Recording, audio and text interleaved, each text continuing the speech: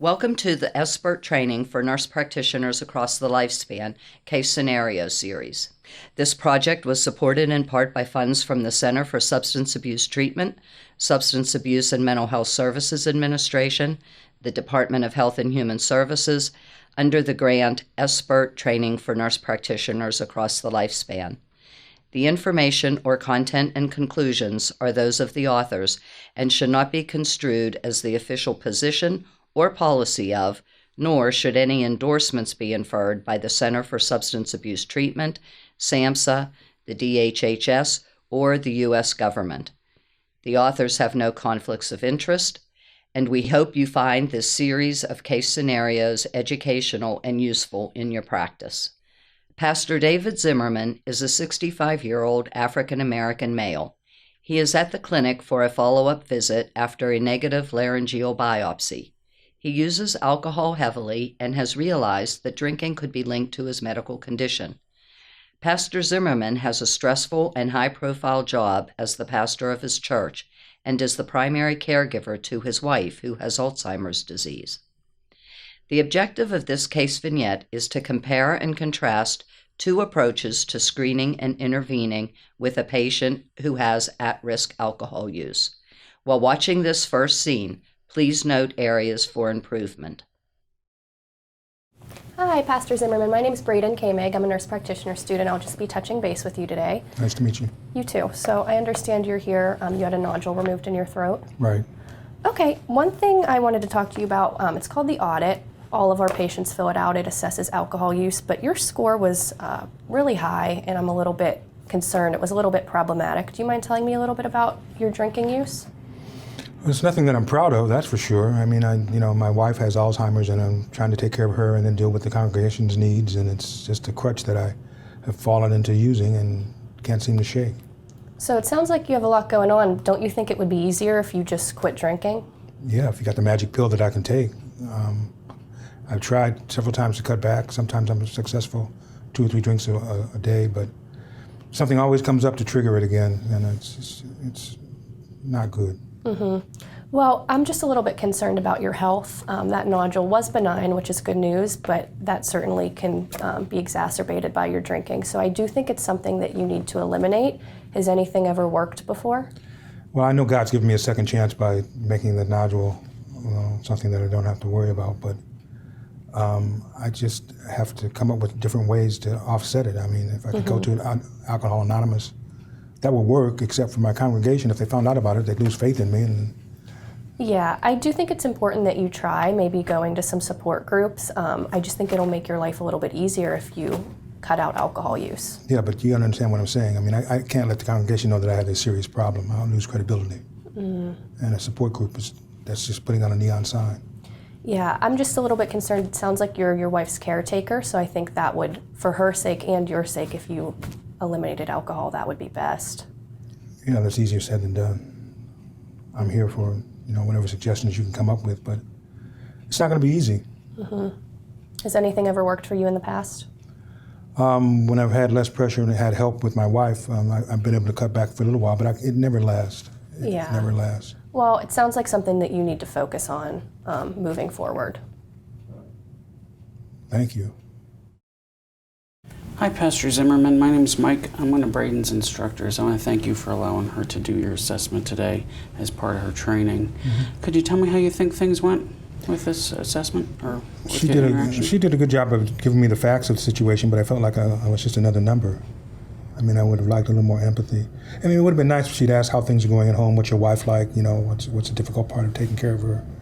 But it was just kind of matter of fact. Okay, so you would have preferred a more personal approach, something more individualized. Right, exactly. Okay. So Braden, when you approach a patient like this, it's usually better to start off soft, kind of, talk to them about their life. For example, Pastor Zimmerman's caring for his wife with Alzheimer's, see what his day-to-day life is like, see what really is a stressor for him, and then maybe discuss the alcohol use and try and find ways that we can help him personally. I mean, we know about Alcoholics Anonymous, etc., but as he identified, he's got concerned about credibility with his congregation, so we need to try and figure out a way that we can help him without him losing credibility with his congregation, because that's very important. That's his livelihood. Okay, thank you. You're welcome. During this interaction, you may notice that the student did not express an adequate amount of empathy and failed to build strong rapport with the patient. As the patient said, he felt like just another number. Although the patient tried to discuss the stress in his life that was connected to his alcohol use, the student overlooked his individual needs. The student did not relate to the patient's legitimate concern about attending an AA meeting in his community where he may encounter members of his congregation. A better approach by the student would have focused on building rapport early on with the patient. More reflective listening and consideration of the patient's unique needs should be included to ensure that referrals and resources offered to the patient are tailored to address his specific concerns. Hi, Pastor Zimmerman. My name's Braden Kameg. I'm a nurse practitioner student. I'll be working with you today. So I understand you were here, you had a nodule removed in your throat. Is that correct? Yes, ma'am. Okay. Do you mind just telling me a little bit about yourself? Well, I've been pastor of the church for the last 25 years, and I've built up a nice congregation, and my wife's at home with Alzheimer's, and I feel very guilty these days because I've been drinking pretty heavily, and I don't want to disappoint a bunch of people, but it's the only way I've been able to cope lately. Can you tell me a little bit more about your wife? It's not an easy situation. She's, she has good days and bad days, and on the bad days I get affected the most. I mean, my son helps a lot around the house, but he's working on his PhD and he doesn't have time to help me out that much. It's just very painful to watch her deteriorate, and the drinking helps me cope. That sounds like it would be incredibly hard, so it sounds like you're using alcohol use as a coping mechanism. There's nothing I'm proud of. Okay, so you completed the audit. It's an alcohol use assessment today. We give it to all of our patients. I was just wondering, is it okay if I go over it with you? Sure. Okay, so you scored a 16, which means you're drinking at at-risk levels. And I understand it's something that you're using to cope with a lot going on at home. But I just wanted to give you some feedback on that. Obviously, there's good things about your drinking and bad things. Are you able to name some of the benefits you get? It calms me down, helps me sleep, and makes it easier for me to communicate with people. It's just, I know it's not healthy for me, but it's the most cost-efficient way for me to calm down these days. Okay, and can you name some of the negatives as well? Well, what happened with my throat, for one thing, that's the biggest factor. The fact that I could lose face with people that put a lot of faith in me. And overall, my liver, it's just not good for my health. Have you ever tried to cut back in the past? I've been successful. Sometimes I can cut back to 2 or 3 beers a day, but then something will always come up to trigger it again. Something will happen at church, or I have a problem with trying to communicate with my wife, or something in the family, and it's always something to trigger it. What has worked in the past when you've cut back on your use? When I focus on trying to exercise more, when I meet with friends, but I don't have a lot of time to do that with my current situation, so that's why I can never get on any consistent basis with any of that. It sounds to me like when you use other coping mechanisms, you've been more successful in cutting back on your alcohol use, but right now you have a lot going on with your wife. Right. Have you thought about maybe an Alzheimer's support group, something that could help you, have a circle that could help you with what you're dealing with your wife?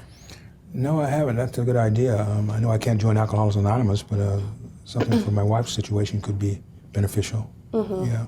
Now, I have one other question. So we did talk about your alcohol use. Do you feel willing to cut back right now? On a scale of 1 to 10, how willing would you say that you are? Oh, at least an 8. Okay. And how confident are you that you would be able to do that? That's probably about a 6 or a 7. It's because I haven't been as successful in maintaining it in the past. Okay, so it sounds like there's a little bit of a discrepancy between your willingness and your confidence that maybe we can come up with some solutions together to help you cut back. Would you be okay with talking about that? That would be great. Okay, so maybe instead of cutting out alcohol altogether, you could cut back at first. How much are you drinking when you are drinking alcohol? 2 to 3 beers a night with a couple of shots. Okay, so would you be willing to maybe first eliminate the shots and drink only beer? Yeah, that might be a good way of trying to wean myself off the the heavy stuff. Okay. How much beer are you drinking? About 2 to 3 12-ounce. Okay. Yeah, so maybe if we can drink 2 12 ounces a night at first to cut back and then slowly see how that goes. What about some exercise? It sounds like that's worked for you in the past. Do you think you could do some other things to help your stress? Back in the day, I used to swim every day. That was very relaxing. If I could just, I had a 10-year pass at Trees Hall. Oh, wow.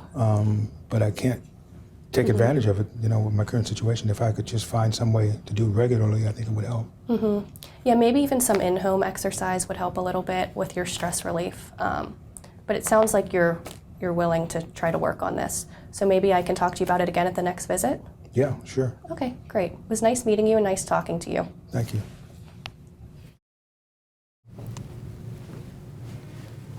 Hi, Pastor Zimmerman. My name's Mike. I'm one of Braden's instructors. It's Nice to meet you. Thank you for allowing Braden to do your assessment today and discuss your health with you. How do you think everything went? I was pretty confident in the fact that she cared about my situation and she was concerned, asking about my situation with my wife and what my home life was like, and she didn't make me feel like a number, that's for sure. Oh, that's good. As you can see in this second example, where the student took the time to build rapport, elicit feedback, and discuss options with the patient, it yielded a better outcome. One of the key points of SBIRT is using a validated screening tool. Pastor Zimmerman completed the Alcohol Use Disorders Identification Test, or audit, which opened the door for conversation about his alcohol use. The steps to any screening process are to use a validated screen, introduce the subject, discuss the patient's score, and provide feedback. Pastor Zimmerman scored a 16 on the audit, which indicates at-risk drinking. The first 3 questions of the audit are related to the amount and frequency of consumption and provides an opportunity for patient education about the size of a standard drink and the recommended alcohol use limits. In the second example, the student took the time to review the pros and cons of drinking from Pastor Zimmerman's perspective. It is critical to ask about patient readiness as well as confidence to change. In this example, the student discovered a discrepancy in that the patient's confidence was lower than his willingness to change. This opened the door for further conversation about what tools the patient needed to be more confident in order to change. In terms of next steps, it is important to have a knowledge of community resources in whatever setting you are practicing in. It is also often important to think outside the box.